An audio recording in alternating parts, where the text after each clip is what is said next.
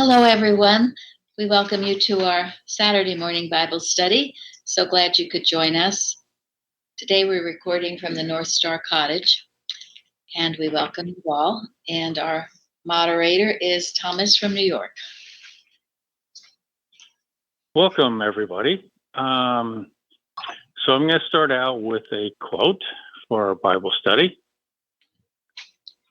No one could serve 12 years under Mrs. Eddy's counsel and instruction without realizing how clearly she recognized her position as prophesied by St. John the Revelator.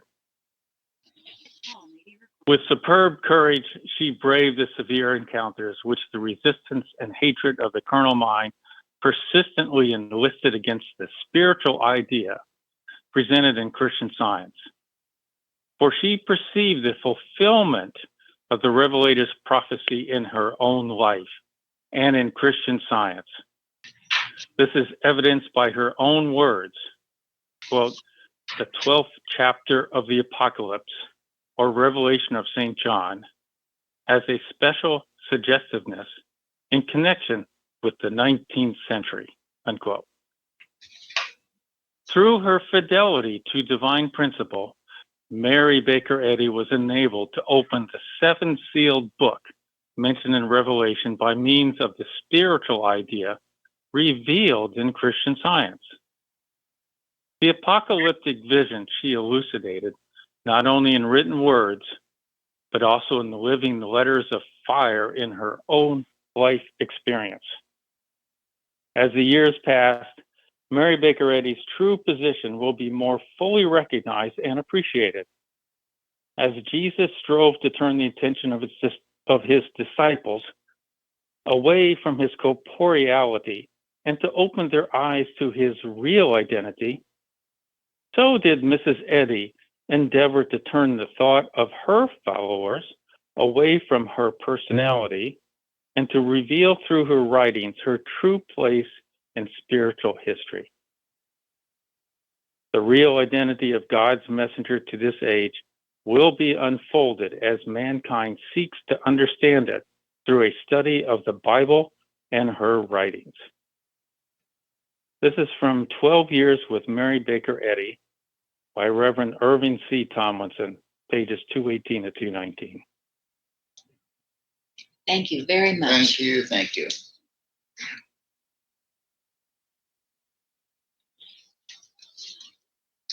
Anyone commenting? Well, I want to thank you for that quote.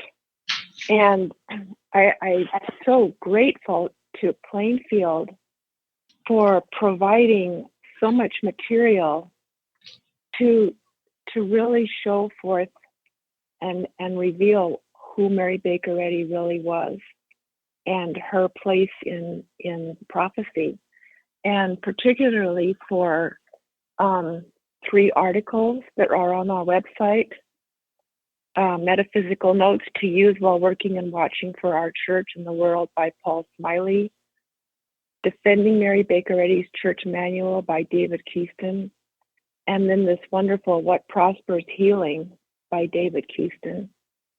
And it so points out, just a couple of quotes, how Mary Baker Eddy is perceived in relation to her discovery does affect the entire prosperity of Christian Science and the success of our healing work. She understood the crucial importance of her students seeing her properly in relation to the Bible and her discovery, and how this perception affects the success of healing. So it's so important, and I'm so grateful that Plainfield provides these materials and show the importance of our understanding. I remember feeling the resistance before I left the branch church. Every time I tried to bring this up when it was appropriate, the resistance I felt, I just couldn't figure it out. I didn't understand. what the resist? Why would anybody resist who claim to love Christian Science? So I'm so grateful that here, this is so important. I'm so grateful. And what were they resisting? The idea that she was the woman in the apocalypse? Yes, I would, yes. And I would point out in her own words, even though, she did it sort of subtly, but those who, I don't know, I just felt so sure, and I couldn't understand why, what was, but it also just forced me to leave. But I just couldn't figure out what is the resistance here?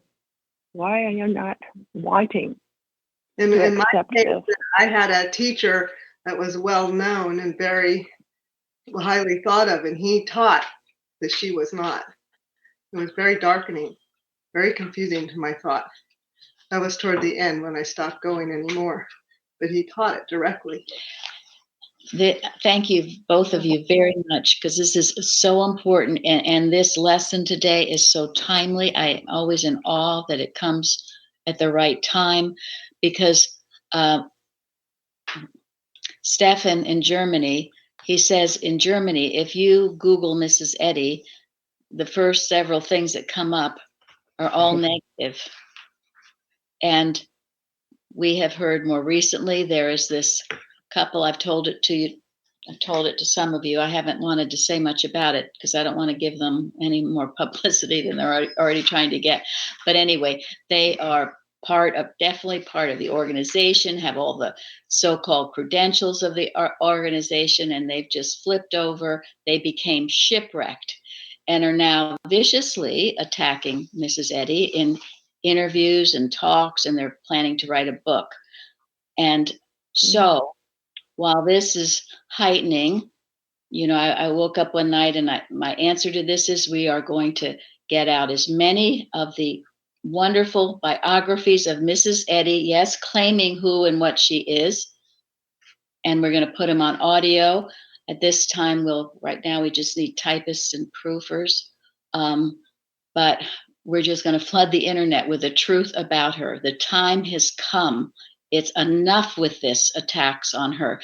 And yes, it's because they have hidden so much. And these people, I feel sorry for them, how they got so shipwrecked. Well, they weren't taught properly who and what she was in the organization, and it will shipwreck you.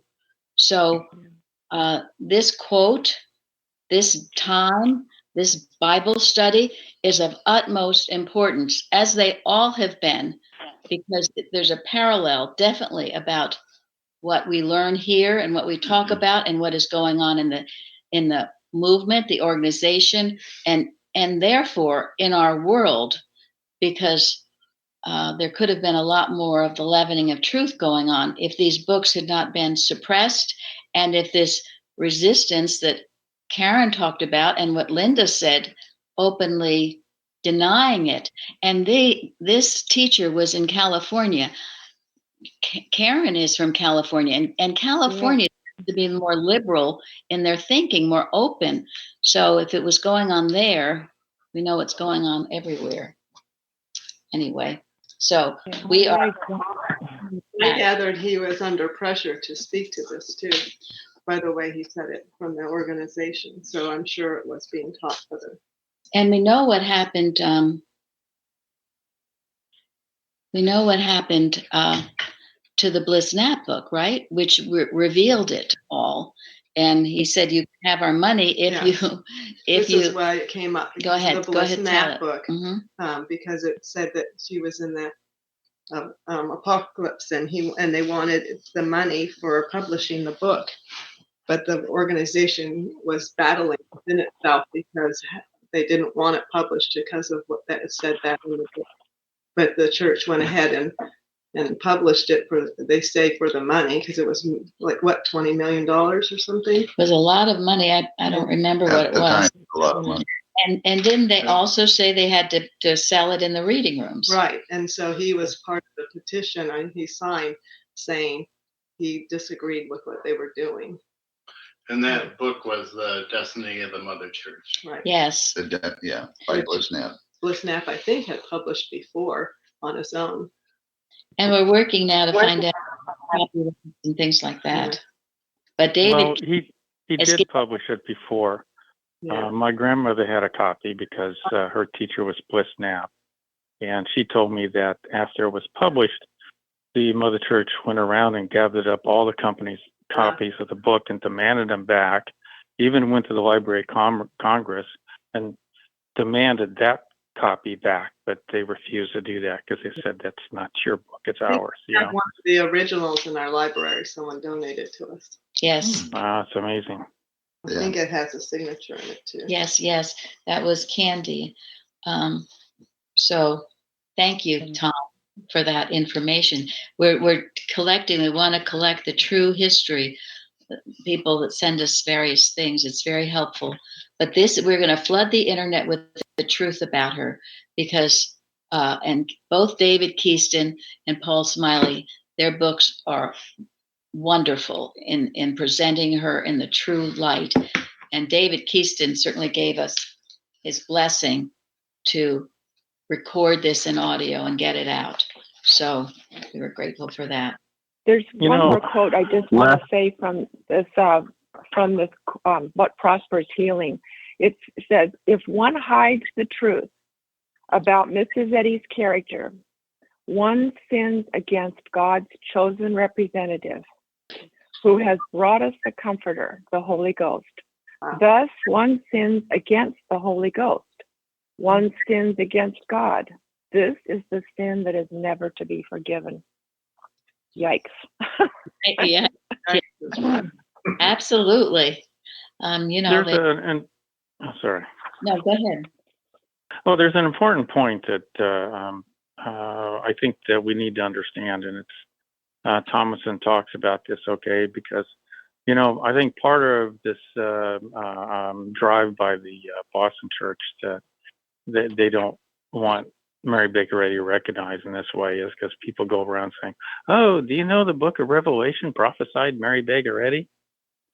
So there's this sentence in here that I read about how Jesus strove to turn the attention of his disciples away from his corporeality, okay? And it goes on saying Mrs. Eddy endeavored to turn the thought of her followers away from her personality. Yes, So and this is something for us to understand when we talk about this subject. and that's why this is so important, because this isn't her personality, this is her divinity. And without that divinity, as was read by Karen, the healing work isn't going on the way it once was. And there was a time maybe when, I thought, well, we shouldn't do this. It sounds a little, whatever, like we're little unmodest, or I don't know what, but I don't care anymore. With all these attacks on her, what do we have to lose, for heaven's sakes? What do we have to lose? We'll put it out there. Those who are right will get it. And maybe those who resisted will now understand and have a better sense of themselves, of Mrs. Eddy, and of the healing power of Christian Science. So I like what Those 1074 says. would want to do something like this. I'm sorry, go ahead. It's only the personal sense of those that feel like they're in a position that would want to put forth this sort of thing, to hide the truth and not have it go out. Yeah, they're being handled, and I don't know. I don't like to be critical of anyone. Who knows what their motives are? And maybe for a while it was important, but I just don't feel that anymore. I just don't. Who was speaking? Well, I had tried to say something earlier. It's in alertness to duty. We have a duty to our leader, so it's in alertness to duty. So that's one of the ways that we fulfill our duty, is to overturn this. But this, I think a lot of you have been reading the books from Doris Grekel, and I'm still making my way through the second book. But if you've read the second book, you know that one of her students endeavored to do a genealogy of her. Now, Mrs. Eddy had her stop doing the work of the genealogy, but through that work, it was uncovered that the quote was, "There is on the way from the Smithsonian Institute and the Great Peabody Library the full proof of your direct descent from David," and that's King David. So it's, growing up in the church, it was never talked about as Mrs. Eddy, with this divinity of her. And then, of course, reading after 1910, we're mortified at the lengths that the church went. Literally, they blew up that beautiful, that they dynamited that. What was that? The monument that they had made, right? That monument. They sold Pleasant View, and it became an insane asylum. Yes. You couldn't make these stories up. I I know. Did they do it right? No, I don't think they did. I think I think where I'm at with this is, if they can separate Mrs. Eddy from Science and Health and the religion, then Christian Science is just another book.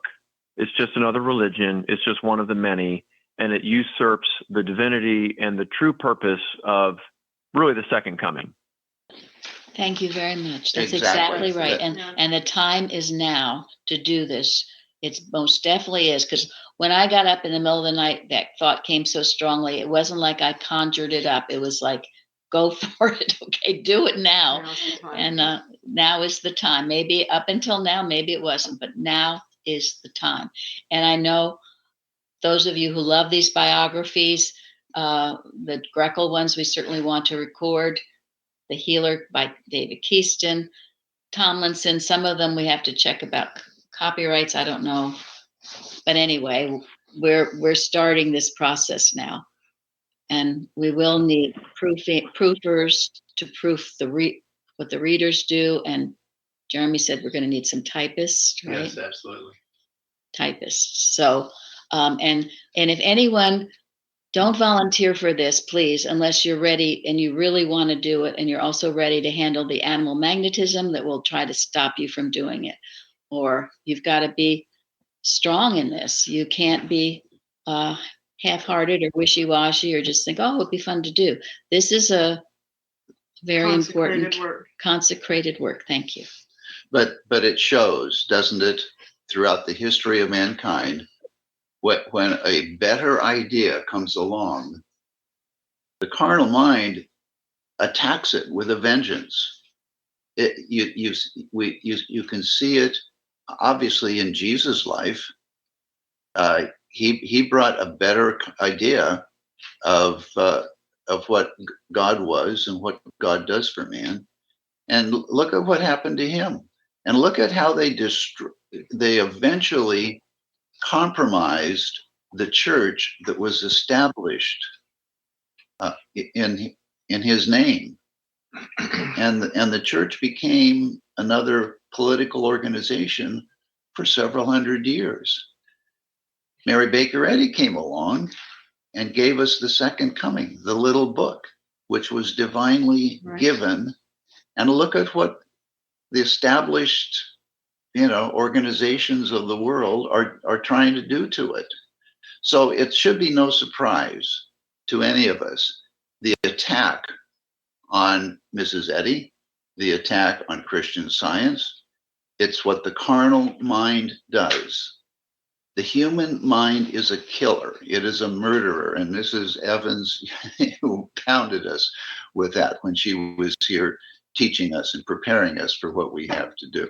So we have to start from the standpoint of the human mind will try to kill whatever is right. So handle it and press on, because the battle is the Lord's. And whatever is, when you stand for the right and you do what is right, God prospers that. And that is why we are going to do what we're going to do. And that is to broadcast the truth about Mrs. Eddy and about Christian Science. Now, what the point that was brought out in that Karen made, if someone doesn't recognize the value and the importance of what Mrs. Eddy actually did, it's going to be difficult for them to make Christian Science practical for themselves in their own life. And that is why, you can't preach to anybody that Mrs. Eddy was the woman in the apocalypse, because that's an argument that you can't win.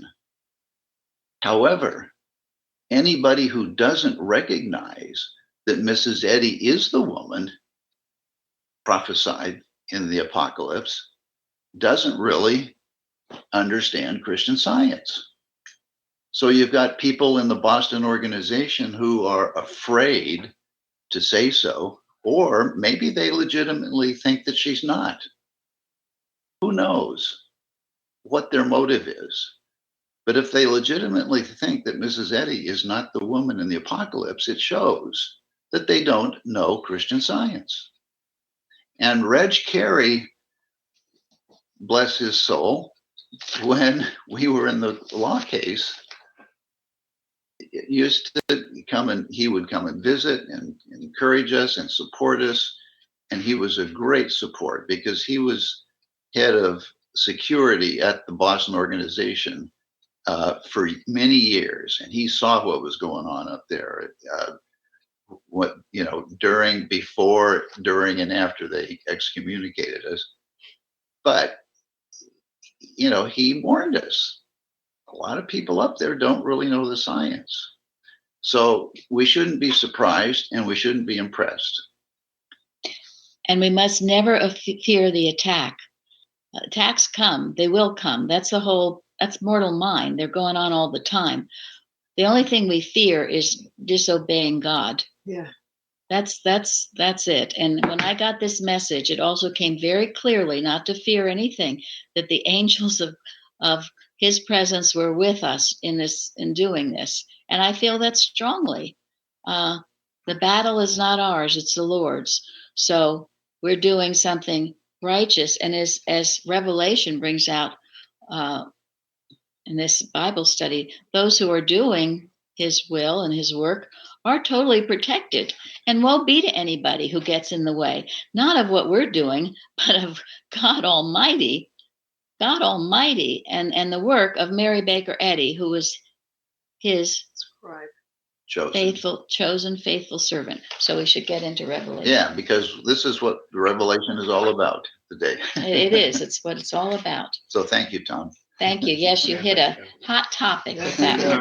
I just want to say real quick, coming here and learning all this, and it feels to me that like denying Mrs. Eddy's place as a woman in the apocalypse comes from not wanting, Christ Jesus and Mrs. Eddy to be lifted up and have them draw us up to them. Yes. Like that denial, I don't want it. So well, and we do want it. And that's why you won't be able to heal if you don't recognize the importance of both of those lives in the history of mankind. And both Keaston and maybe particularly Smiley, both of them bring that out very strongly. So let's move on. One last thing, hymn 74 tells us it all. It says, "Go take the little open book from out the angel's hand. The word of truth is there for all to read and understand. What though the seven thunders roll, that still small voice shall make thee whole." I love that in relation to this. Beautiful. Yes, thank you. Thank you. Okay, Tom, go for it. Okay. So we were talking about the biographies, but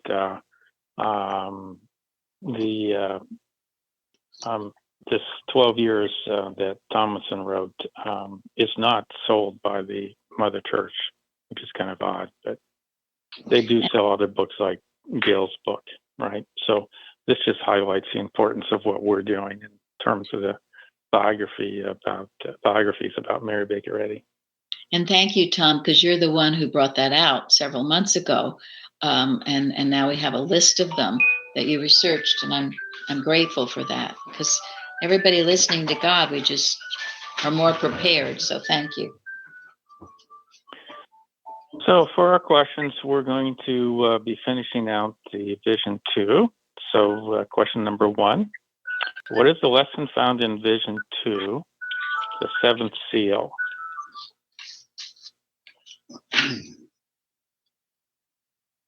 It's a very interesting topic, by the way, for me at least. Yeah. There The were seventh seal. a couple things, I don't know, but I didn't feel we touched on last time, and I wanted to make sure we did. And that was in this Revelation 7, the 1,444, the great multitude. And in that great multitude, it was definitely brought out all tribes, all nations, all people, right? No one excluded. It's a very important point, right? Did you all get that? I'm sure. Yeah. Yeah. Great multitude. And then also the robes being washed white through tribulation. And I had a couple of articles by Carrie Carrie sent me. I wanted to share about that. And I will also just say, I'll never forget, after Mrs. Evans taught a class, a kind of a more organizational type class of 2 weeks. After that, the very end, we all sang that song about being in the hymnal about. Bruce, you want to sing it?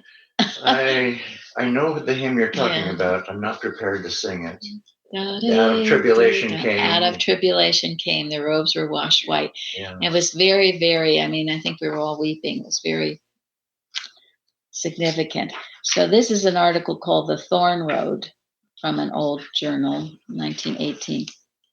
It is not by accident that those whom St. John describes in the Apocalypse as standing before the throne of God are they which came out of great tribulation and have washed their robes and made them white in the blood of the Lamb.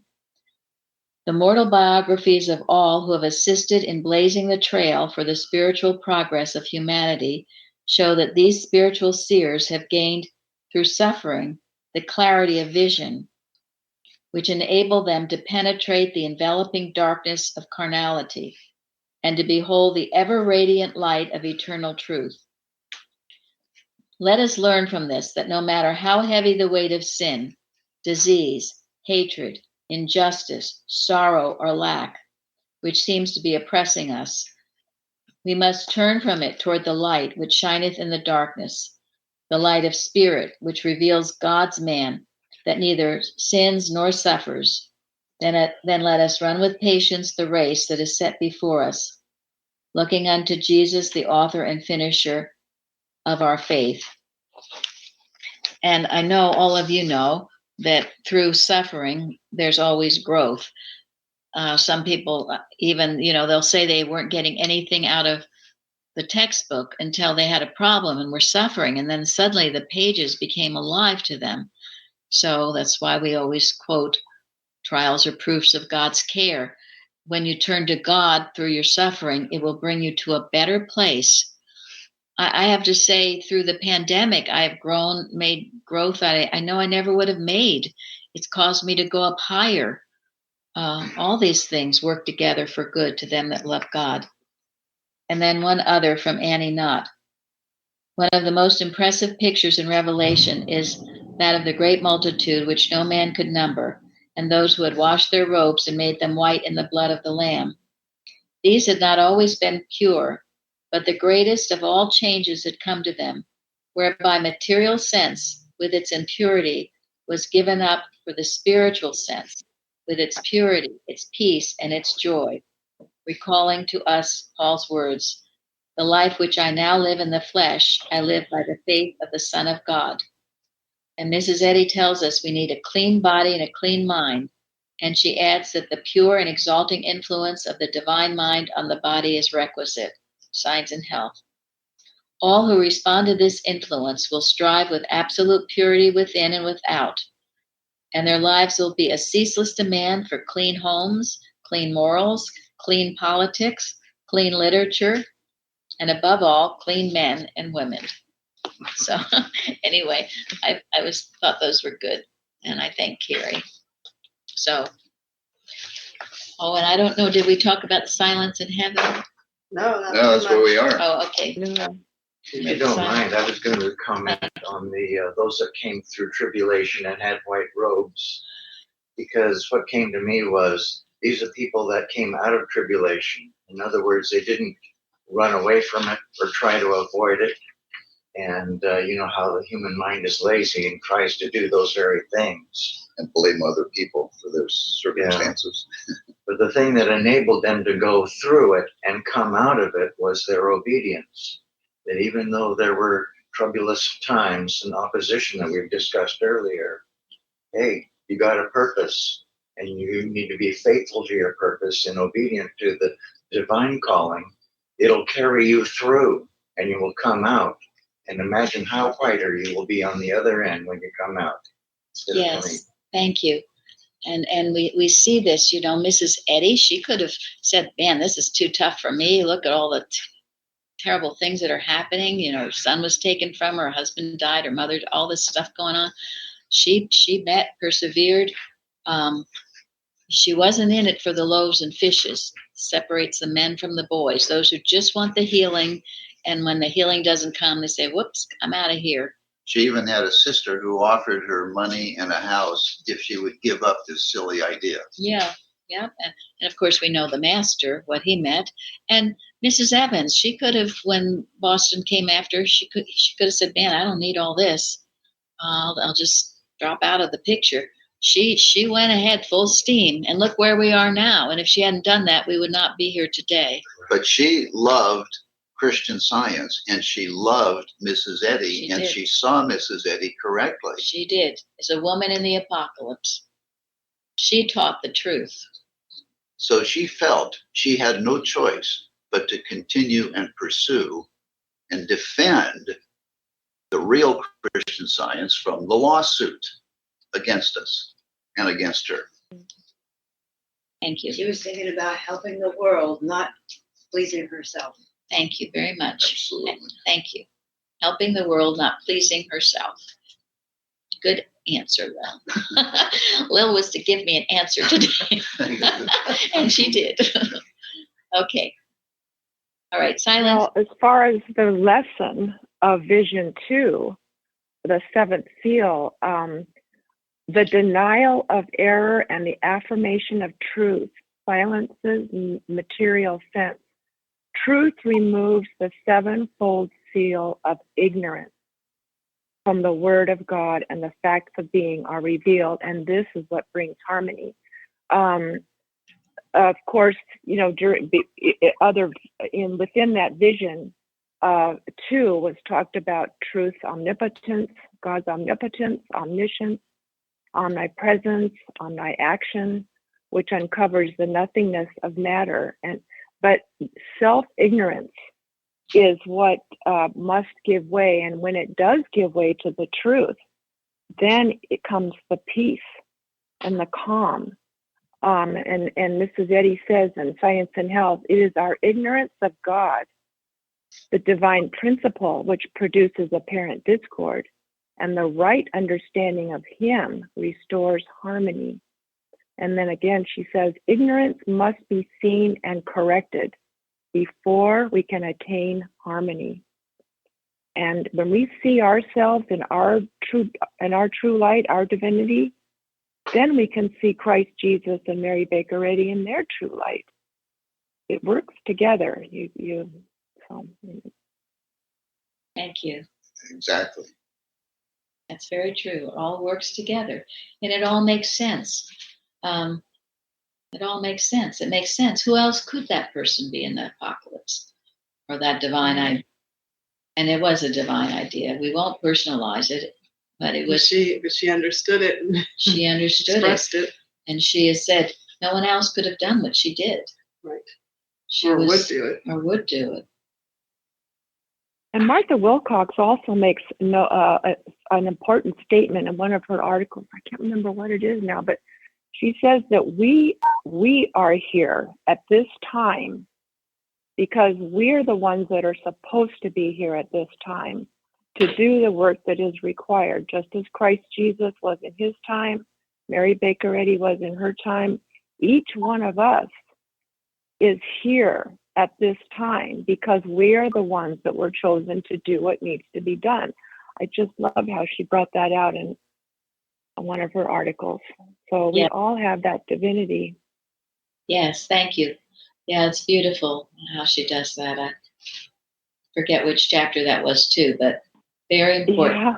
We're here now for certain mission, and people who are unhappy are because they haven't found their mission given to them by God. We all have something to do here for him.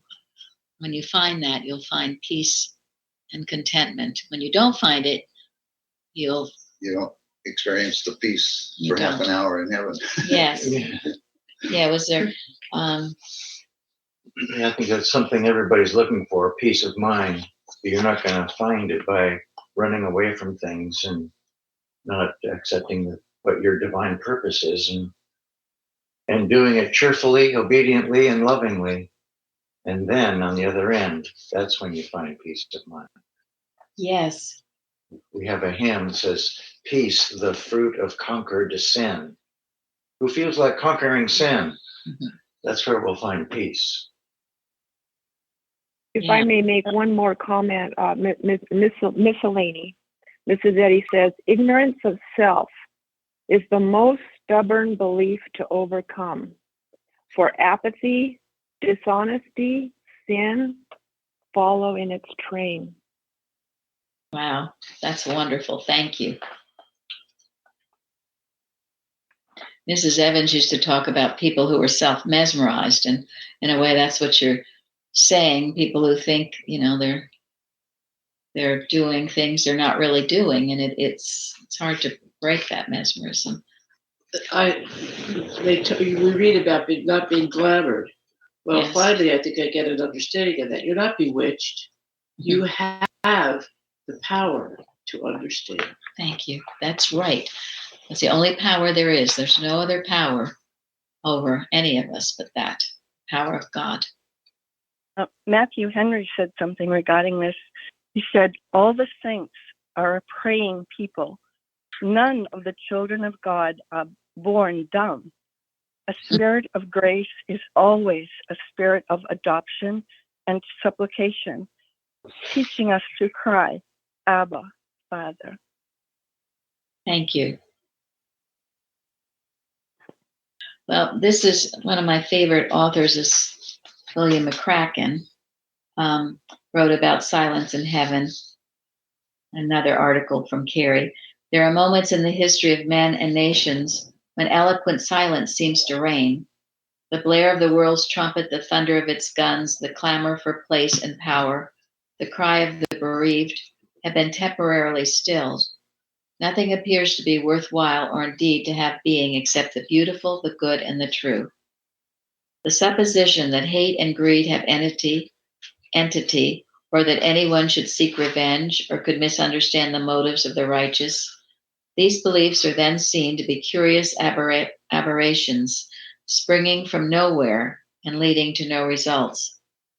At such times, there are glimpses of reality which reveal the naturalness of good and the consequent absurdity of evil. The whole of the universe, including man, seems to be listening to the voice of the Creator, which speaks to spiritual perception, though it remains unheard by the physical senses. On page 339, Miscellaneous Writings, Mrs. Eddy, discoursing on the subject of fidelity, states, if people would confine their talk to subjects that are profitable, that which St. John informs us took place once in heaven would happen very frequently on earth. Silence for the space of a half an hour. This is why we turn the TV off and other things. The world's chatter and gossiping prattle about unprofitable things tries to drown out the whisperings of truth and distract attention from that which saves and heals. More than a half a century after the discovery of Christian Science, and though the proof of its power has been and is being demonstrated conclusively by multitudes, the voluble talk of material medicine, material religion, and material science tries to forbid the silence of heaven.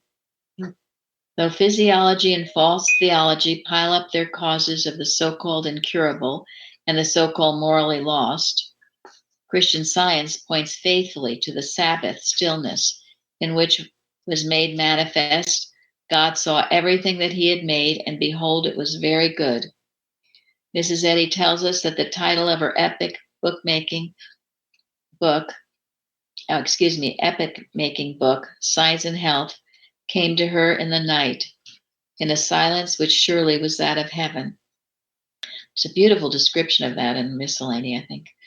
When her faithful followers listen to God in obedience, gratitude, and love, they too hear the divine message of inspiration and can join with Hannah in her song of rejoicing. There is none holy, so holy as the Lord, for there is none beside thee, neither is there any rock like our God. To experience the silence in heaven is to be clothed with authority and dominion. And in retrospection and introspection, Mrs. Eddy writes, the best spiritual type of Christly method for uplifting human thought and imparting divine truth is stationary power, stillness, and strength. And when this spiritual idea is made our own, it becomes the model for human action. So, that in the Bible, study to be quiet. It's very, very important. And that was one of the benefits of the pandemic. Nobody could do anything or go anywhere. Suddenly, poof, quiet, quiet. But we must continue that. In one of the commentaries about Revelation this time, it talks about how there are interludes between all these horrible happenings, and then there's some time of an interlude, and it brings out, that's the time we're supposed to be repenting and changing. And if there's no repentance and change, then the disasters get louder. So let's learn the lessons. Let's learn the lessons we've learned from 9/11, from the pandemic, from other things, and grow in grace. That's the purpose and the only purpose, which is really, now we get into more of Revelation. Right? So I'll be quiet for a while. Thank you. That silence. The silence in heaven for half an hour is not a time to go to sleep, in other words. The time to be very grateful to God for who and what he is and what he does for us. And that is the conclusion of the opening of the sixth seal. They gathered round and thanked God and worshiped God. And if we do that, we will have peace, periods of peace and growth in grace. And thinking about this, seems to me that silence, when you have a feeling of peace, especially after, overcoming some obstacle in your work or whatever, and you get that peace, it's not a time without any thinking, it's just, there's no contrary thought going on. So it just feels like that period would just be everyone in the one mind and nothing going against it. It seems really wonderful. Right.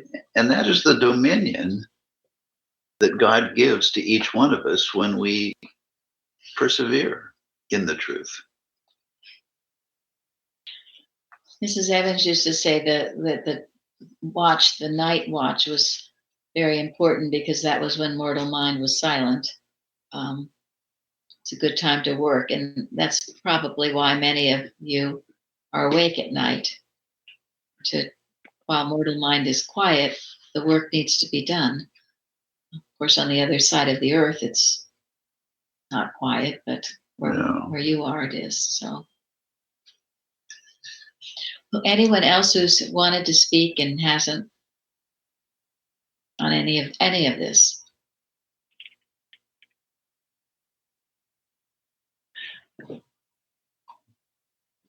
Maybe we go on to Vision 3 then.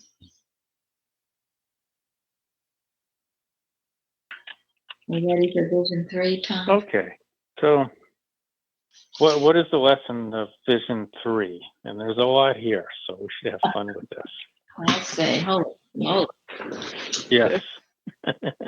Oh, we've got a whole 15 minutes. With the rest of it. He'll be sitting here twiddling our thumbs.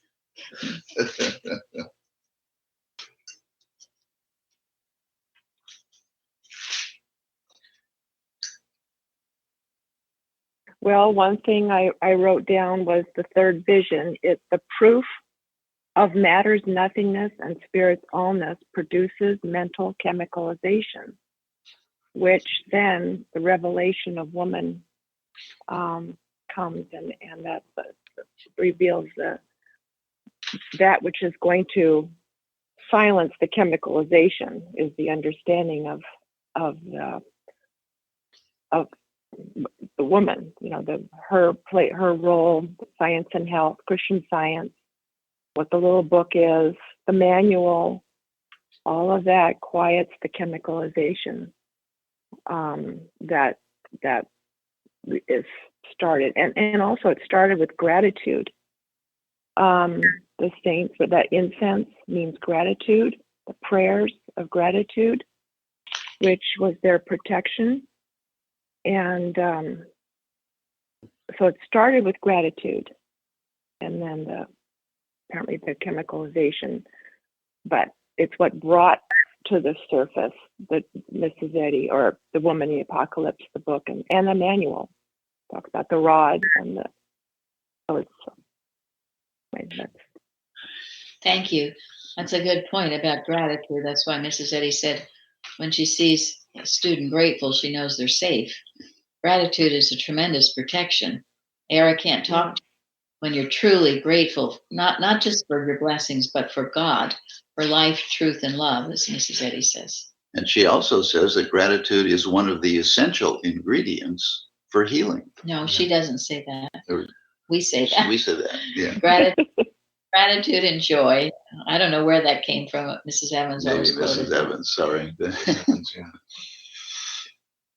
But yeah, we've got 7 angels here in the third vision, and the first 6 are exposing error and fighting the battle and destroying the error, aren't they? Mm-hmm. And the 5th angel is, he's opening the bottomless pit. This isn't going up to heaven, it's going down into the pit. Yeah. We Yeah. have to be willing to get down in the human experience and do whatever is necessary to defeat the error. And Mrs. Eddy said, she never really wanted to get down into the mortal and defeat it, but she had to. Jesus Christ had to appear as a person and show us what spiritual things are as reality and lift us up. So the 5th angel opened the bottomless pit, and it was it appeared to be a real, frightening experience. 1/3 of the people were killed. I mean, 1/3 of heaven, stars were. However, isn't this also what Jesus warned his disciples about? Mhm. He said, wars will happen, disasters will happen, but don't fear them. They have to happen. He's warning us that things are going to appear to be really, really scary, but it's error destroying itself. I mean, these angels are God's thoughts, right? Yes. They have I think all she the said it's the ripening. It was the ripening. When it's ripe, it's ready to be destroyed. it's coming, it's being brought out, exactly, being brought out to the surface for the purpose, the sole purpose of destroying it. And that's what the first six angels are all about. Yeah, at first when I read this, I thought, how could they be called angels? All this terrible stuff going on. And all the commentaries I read, no one can explain this but Christian Science. And certainly the Tomlinson book, but also Kratzer. I don't know if you've read Kratzer, but you really need to read what it says about this. I'm going to, again, quote some of the things because he says it's all these false beliefs that are deeply rooted in material existence, like human love and human intellect, all that the world says good, and again, deeply rooted. And so it takes a great stirring. You can't just tap somebody on the shoulder and say, no, stop that. They don't seem to listen. So it seems to take the form of catastrophe. But what does Mrs. Eddy say? That you can have painless progress if you really understand deeply the science. He speaks about, I thought this was interesting, the trees and the green herbage. He said the green herbage may very properly be taken to symbolize the ordinary details of a so-called happy life. People are always asking me about this. In a happy life in unspiritualized human experience. The transitory flood of careless, happy, or not unattractive thoughts that come and go in unspiritualized consciousness without particular aim or purpose, all of a materialistic order. People will ask, they don't know anything about Christian Science. Their life seems pretty good. And what's going on there? Well, this. The trees probably symbolize well-established human doctrines, customs, and habits of thought of a sensual and materialistic nature, more fixed and continuous in consciousness than the kind of thought symbolized by the green herbage. Such customs and habits of thought are often highly prized and respected among men, and yet they may be the very strongest poles of error. For just that reason, what the world worships, we know isn't what's important to God. So it's very interesting. He talks about all men who are under the dominion of sensuality and materialism are during such experience bound to be under the dominion of the beast and the false prophet. These two symbols represent worldly government and worldly church, false theology, as will be made evident. It will also be made evident in the discussion of that chapter that the image of the beast, which men worship, in the anthropomorphic or man-like sense of God, and the mortal sense of man, which the false prophet and worldly church causes men to set up for worship in their own thought. Hence, the activity of the angel against materiality and sensuality must also be the activity against men who have the mark of the beast and worship his image. I read Kratzer too, and it says on 170 in the Revelation interpreted that these seven angels, this is all of us. Seven is all, and we better get to work.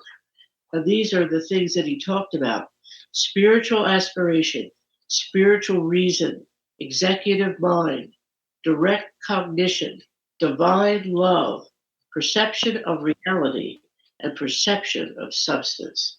Thank you. So, and that's the and science, there's peace. And if we get on that side, we'll make progress and have peace. But if we get on this where we're indulging in talking about human life, human love, Human anything. human emotion, a belief in matter, the scientific statement of being. And he brings out another really interesting thing where as Christians are growing, and then they see, well, some things are bad. But then they start attacking what they feel is bad. And in history, even killing what is bad or what they feel is bad. You know what I'm talking about. Mhm. Christians get this way. Like the zealots. The zealots, yeah. And instead of doing good, it does much damage. It's a growth out of, I guess they're seeing what's wrong, but then they're personalizing it and trying to kill it. That's it. That's it. Yeah. If as they grow, they continue to personalize the error, then they will attack the person instead of the error. And Jesus Yeah. came to stop people from doing that. Yes. Yeah. When he condemned the adulterous woman, he didn't condemn her, he condemned the sin. And he condemned it in the men who wanted her stoned. That's why they left. This is a very important point for right now, because in some ways we're at that point. There's all these accusations of what people have done in their past and all this stuff. If you're without sin, throw the first stone. I mean, there'll be no end to all these accusations. And it's not only the Christians, but the Christians, when they do it, it gives the Christians a very bad name. And that's why a lot of our young people don't want to have anything to do with it. Go ahead, Sharon. Well, Jeremy was talking about this, and it's very important, this discussion, because why are people going to Satanism, or why are people they're turned off by Christianity? People in my own family. They're turned off by the so-called Christian Christians. organizations. Right. The false Yeah. theology. Right, which is Right. not Christ's Christianity. And they should be turned off by it. They should The be. ones that Because worship that anthropomorphic God. Yes. Exactly. Yeah. Exactly. Well, the criticism of so-called Christians is that they're judgmental and critical, and also that they're self-righteous. But you're going to remember, there's someplace where Mrs. Eddy said, "When I cease judging, criticizing, and condemning, then I begin to make progress." Thank you. Exactly. And strongest rebukes were for what? Self-righteous. Self-righteousness. Yeah. That was his biggest rebuke. Over and over. So this is something very interesting that we have to acknowledge and see and understand. I know I'd had this strange fascination with the movie Hawaii, which I don't really recommend, but anyway. But that was partly why, because this guy goes to Hawaii to convert the heathen. That's how the heathen, all these heathen people. Well, he ends up doing terrible things. He doesn't mean to. He's trying to do good things, but he does terrible things. And his wife, who was less Christian, old theology Christian, who was played by Julie Andrews, she sees all this and she speaks to it in such a beautiful way. But much damage has been done trying to convert the heathen.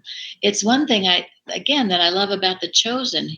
It shows how Jesus handles it. It's not in that way of condemnation and He loved his enemies. yeah. He loved all mankind. We don't need thunder. We don't need thunder. We need Oh, we need the truth, because the truth heals. And he proved it by healing. And people saw it, and they recognized that there was something better than what they had been believing all their lives. And that is what we have to have: pitiful patience, Mrs. Eddy says, because for people to come out of these long established beliefs or organizations or whatever is very difficult for people, because they have to leave what they have thought all their life they should be relying upon, and leave it for what? Well, a more spiritual understanding of who and what they are and who and what God is. That's not an easy path for a lot of people. It's not an easy path for most people. I think it's probably not an easy path for anybody, but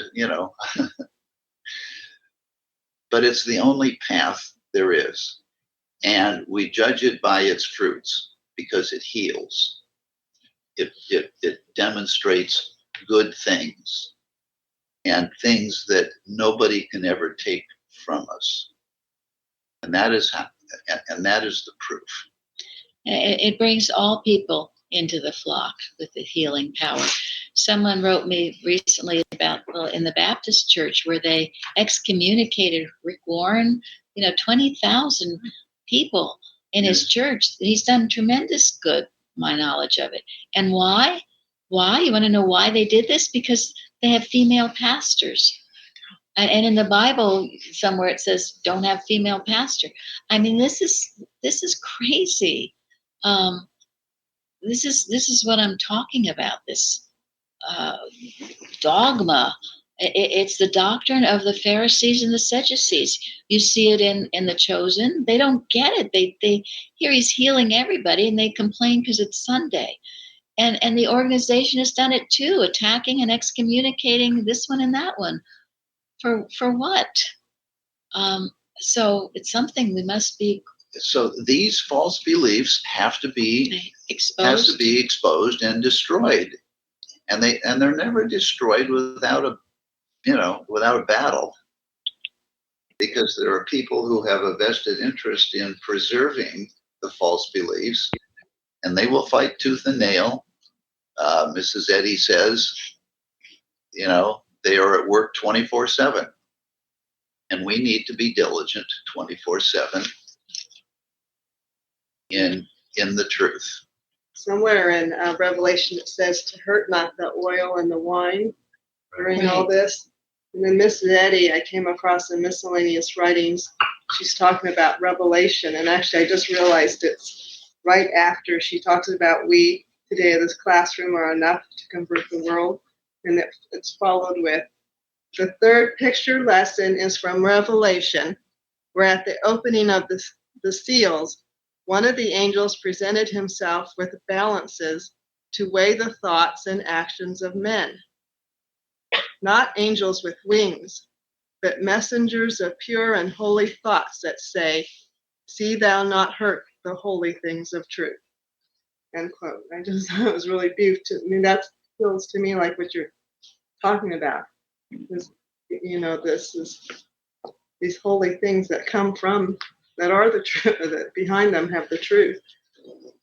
We don't want to hurt it. Thank you. Yes. And everyone is a child of God. You have to see past the mask to that truth and not condemn or so much upset has been caused by that.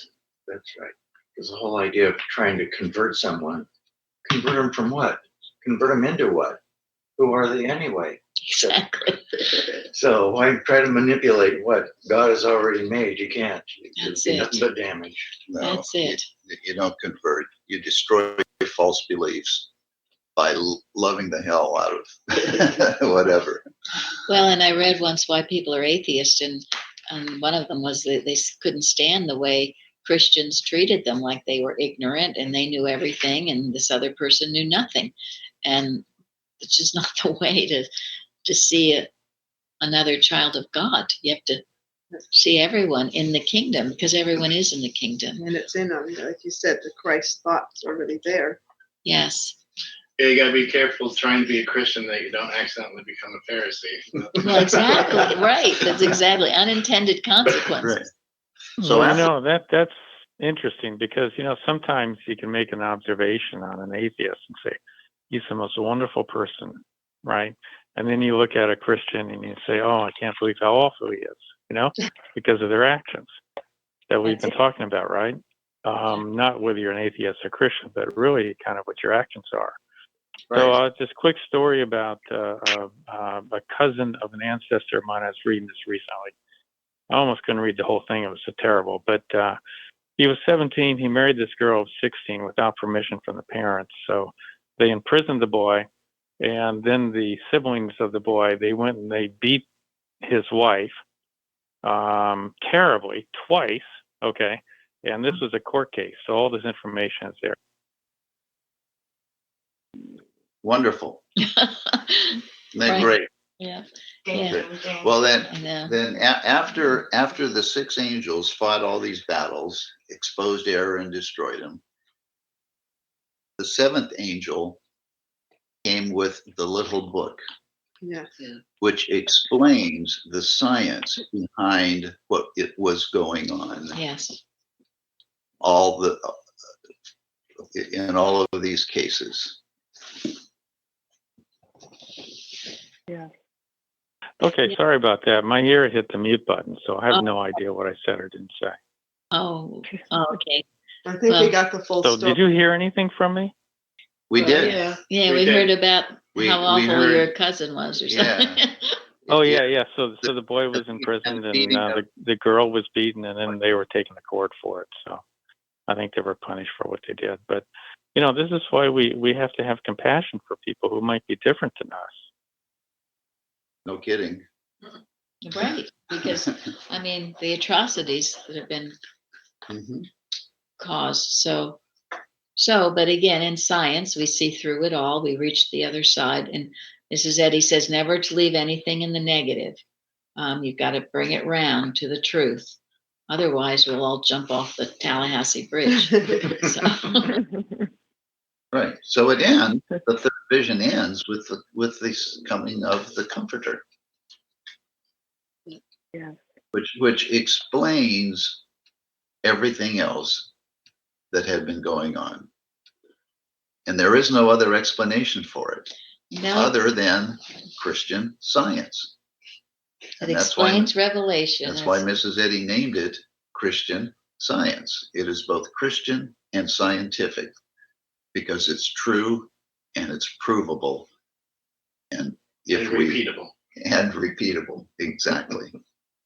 Florence, did you want to say anything?